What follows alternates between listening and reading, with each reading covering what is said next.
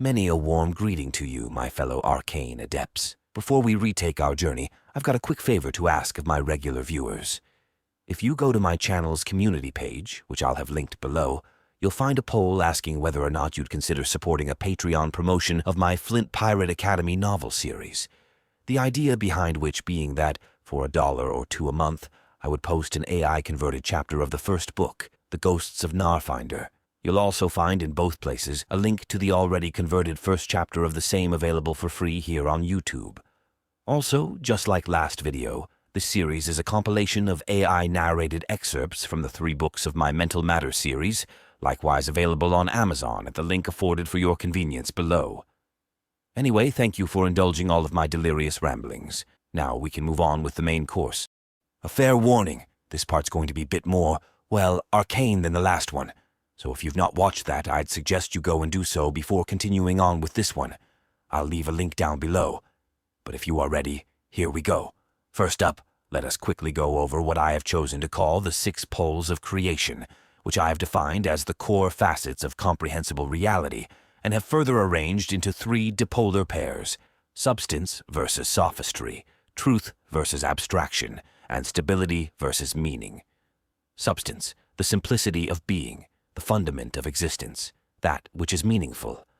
Sophistry, as opposed to substance, the convolution of reality's simple dynamics, the torturing of fantasy from fact. Truth, that which can be known, the observable, comprehensible universe. Abstract, as opposed to truth, the fictional dreamscape of all imaginary realities, potentiality incarnate.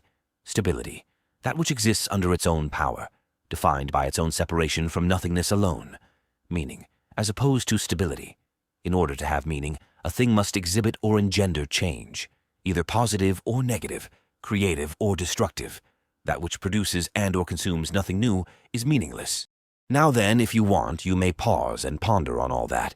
Or if you think you've got it down, and you'll earn my wholehearted respect if you genuinely have on the first pass, with our new reality scaffold fixedly beneath our feet, let us now move on to what I suppose you might call our conceptual engagement and relation strategy.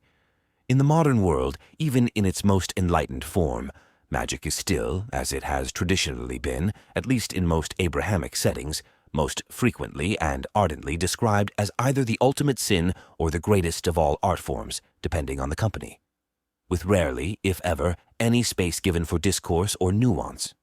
But the last millennium's gradient repression scale notwithstanding, the one thing that every occultic source I've ever come across has unanimously agreed upon, even if only implicitly, is that the first and foremost cornerstone of magical study, in the arcane principle sense, is discipline.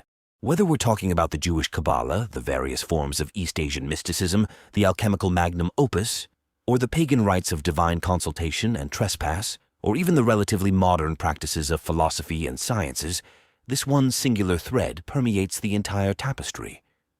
Discipline, as I have come to understand it, is most typically understood by magi as the vector by which the river of intent flows into form, which becomes the foundation of substance. Essentially, in the magical envelope, the state of discipline can be thought of as a properly tuned instrument string. Too rigid and the note will be muted and pitchy, too loose and it will be uncouth and warbly. But in music, it takes several notes to make a chord. Just so it takes many colors to make a painter's palette, an arrangement of minor skills to produce a competent soldier or a doctor or a philosopher, etc., and so on. This further implies that there are multiple elemental forms of discipline in magic as well, which, upon further inspection, is exactly what we find. Across the myriad sources I've researched, I've come across many permutations and interpolations of lists attempting to categorize, organize, and describe the different waveform dimensions of discipline, all of which I have painstakingly compiled and then aggregated into a single homogeneous set. Herein I shall, of course, give you my own such categorical selection. These 5 forms can be thought of as a kind of disciplinary compass rose, less a map and more a general source of bearings. Don't worry if you don't know quite what to do with them. We'll cover that in the next video. For now, the 5 elementary forms of discipline, as defined by me for myself alone, are as follows. Motion. When a sorcerer acts, to those who know not his true destination, he seems static. Expression. When a sorcerer speaks to those who know not his true meaning, he seems insane. Composition. When a sorcerer designs to those who know not his subject, he seems a blind fool. Preservation. When a sorcerer possesses to those who know not his object, he seems dead and impotent. And articulation. When a sorcerer conceives to those who know not his mind, he seems insular and stubborn. In summary, to see whilst blind, to hear whilst deaf, to teach whilst mute, to comprehend without mind, to feel without heart, to grieve without sorrow, to hate without passion, to love without fear, to possess without greed, to bear without fatigue, to live without hunger, to die without regret. All of these things mark the way of the warrior, the monk, the poet, the artist, the composer, the sage, the priest, and the hero.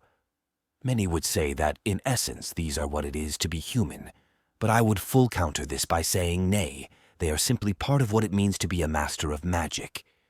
Until next we meet, stay safe, stay sane, and stay ever curious.